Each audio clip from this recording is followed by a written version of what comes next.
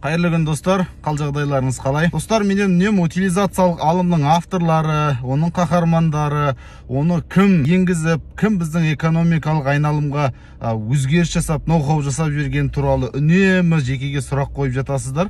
Бүгін соғанларына арнайы видео жасайын деп отырмын. Сонымен бүгіннен бастап қарсы алыңыздар, біз утилизациялық алымның қаһармандары туралы роликтер сериясын жалғастырамыз. Олардың байлықтары, олардың қандай керемет жобалары бар екендігі туралы айтатын боламыз.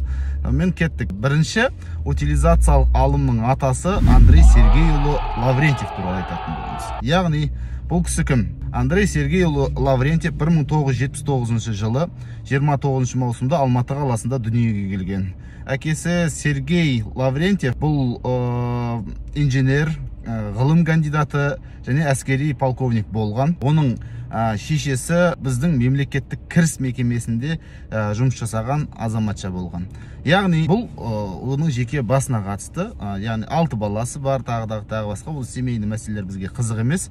Бұл не істеді деген? Алматы қаласындағы республикалық медициналық колледжді тамамдаған. Алматы қаласындағы әділет жоғарғы заң мектебін юриспруденция мамандығымен бітірген. MBA, яғни іс басқару магистрі деген атағы бар азамат. 2003 жылы Allure авто компаниясының негізін қалаушылардың бірі болған. Және осы утилизациялық алымның енгізуін үкіметке ұсынып, соны лобби жасаған Қазақстандық автобизнес ассоциациясының президенті. Қазақстандық автобизнес ассоциациясы бұл коммерциялық емес ұйым. Қауымдастықтың сайтындағы ақпаратқа сүйенсек айтпақшы. Қауымдастық сайтын қарап отырсыздар, көріп отырсыздар. Бұның қазақ тіліндегі нұсқасы жоқ, орысша және ағылшын тіліндегі нұсқасы бар. Сонда бұл қай мемлекеттің сайты? Мемлекеттік тіл туралы заңның орындалуы қайда? Бұл үлкен тағы бір мәселе. Бұған арнайы тоқталамыз кейін. Әрі қарай кеттік. Сонымен мына сайттағы ақпаратқа сүйенетін болсақ, Қазақстандық автобизнес ассоциациясының міндетіне автомобиль нарығының лоббиін жасау кіреді. Сондай-ақ мемлекеттік органдар, бизнес қауымдастықтар, атамекен кәсіпкерлер палатасының алдында автомобиль нарығындағы барлық тараптың мүддесін қорғайтын өкіл болу, автомобиль нарығын реттеуші заңның ескірген нормаларын анықтау, қайта қарау және реформалауды жүзеге асырумен айналысады.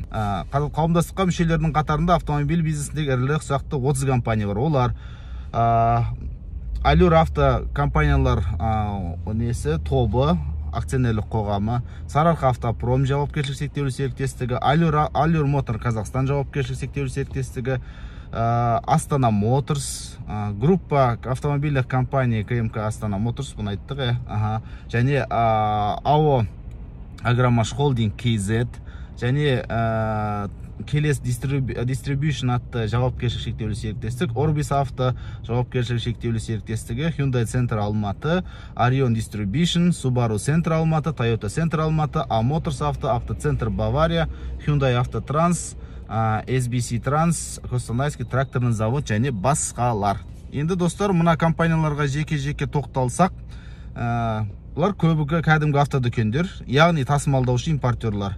Оның үстіне мәселен Hyundai Центр Алматы, Subaru Центр Алматы, Toyota Центр Алматы, Автоцентр Бавария, Hyundai Автотранс сияқты субъектлер Астана Моторстың құрамдас бөлігі. Яғни бәрі бір компания, бенефициары біреу. Әрі қарай кеттік. Сарыарқа автопром жауапкершілік шектеулі серіктестігі мен Агромаш Холдинг акционерлік қоғамы да Allure Group жауапкершілік шектеулі серіктестігінің құрамдас жобасы. Яғни Меркур авто компаниясы ғана бұл жерде заңдық тұрғыда қауымдастықтың негізінде қалғанымен қауымдастықтың жұмыстарына араласпайды. Сондай-ақ достар, мұнда Астана Моторс пен Allure Group компаниясына автомобиль және ауыл шаруашылығы техникасын өндіру саласында ерекше статус берілген.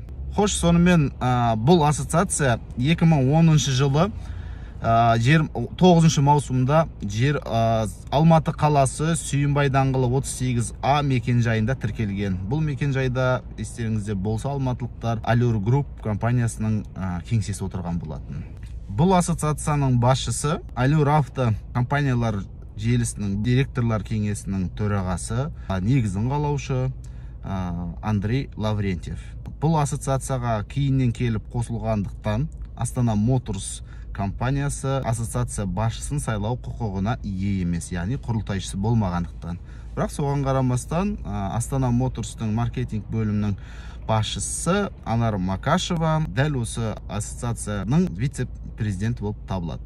Енді бір қызық нәрсені айтайын. Бұл екі компанияның мүддесін ортақ қылып тұрған бір мәселе. Осы күні кешеге дейін Астана Моторстың бір компаниясы Hyundai Motors Қазақстан өзінің автокөліктерін осы Сарыарқа автопромның базасында құрастырылып келді. Тек 2021 жылы Алматы қаласында жаңа зауытын ашқаннан кейін ғана еншісін бөлек алып жеке компания болып шықты. Ал оған дейін ауылы аралас, қойы қоралас бір компания болатын. Андрей Лаврентьев Allure компаниялар тобы акционерлік қоғамының 22,38% акциясына иелік етеді. Бұл топқа Агромаш Холдинг акционерлік қоғамы, Allure Distribution жауапкершілігі шектеулі серіктестігі, Mitsubishi Центр Юг, жаңа Сузуки, Allure Авто Алматы, Allure Авто Астана, Lion Авто Центр Алматы, ЗАЗ Центр Алматы, Сарыарқа Автопром жауапкершілігі шектеулі серіктестігі дилерлік орталықтары кіреді. Одан бөлек тағы да Агромаш Холдинг KZ деген компанияның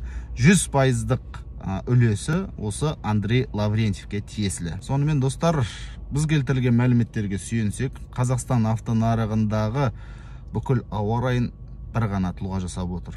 Ол Андрей Сергейұлы Лаврентьев және оған тиесілі компаниялар желісі және оның серіктестері.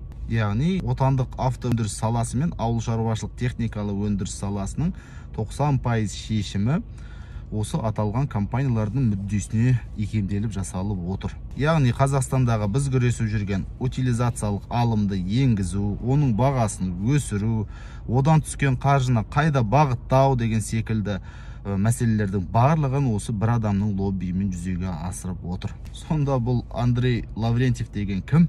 Бұған қолтығына су бүркіп жел беріп тұрған тұлғалар кім? Бұл соншалықты қандай тау көтеріп тас қопарды екен? Қандай біздің Қазақстанның экономикасын өрлетіп алдыға шығарып жүретін қандай ноу-хау жобалар жасады? Алдағы видеоларда бұл туралы айтатын боламыз.